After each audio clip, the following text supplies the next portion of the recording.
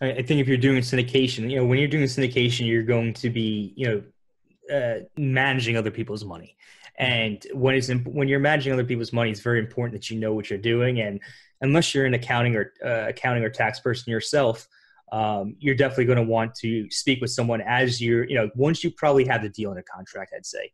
And I'd say as soon as you have the deal in contract, because, if you wait till, we have plenty of people out there who wait till the day before closing to run to the CPA and say, oh God, what do I do? I'm closing tomorrow. And, CPAs have businesses.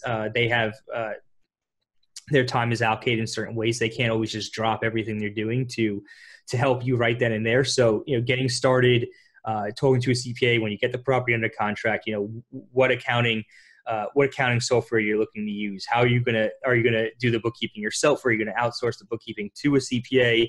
And also, what tax strategies are you gonna be looking to use on that property? Does it make sense to do a cost segregation study? In most cases, it will. In some cases, it might not. So you definitely, and also another big thing is how you're going to structure that property, especially if you're first doing a syndication for the first time. The structure of the deal could be important from a tax perspective as well. So definitely just want to start as soon as you get the deal under contract, go talk to a CPA if you haven't already. Could you talk to about the structure of the deal just a little bit and how that would matter as far as, how it relates to your business and on the tax side?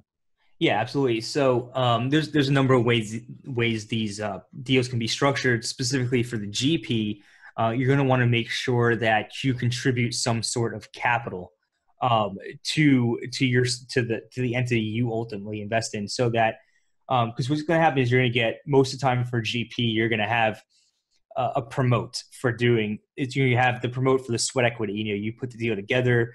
You're managing the property once it's under contract, whether it be yourself or through a third-party property management company. And from that, you get fees. You get the asset management fee. You might get an acquisition fee. These fees are going to be taxed as ordinary income. And if there's certain structures you could use as a GP to receive that money in, say, an S Corp structure, where you'll be able to mitigate that tax by distribute. Basically, what's going to happen is you're going to have a 15.3% self-employment tax on these fees in addition to your ordinary income tax bracket. So by putting them in an S Corp, by receiving these fees through an S Corp, you can divide it between wages and distributions and only pay that 15.3% on the wage portion. So, that's one of the things we look at. And also, you want to contribute capital to the part of the business where you've received the promote, to make it a capital interest rather than a profit interest, which could have some negative effects if you don't do it the right way. So that's kind of the things you'd want to look at as a GP. And also, you just want to make sure you have everything in place for your LPs as well, and make sure that you could, describe, walk through, answer your LPs questions effectively.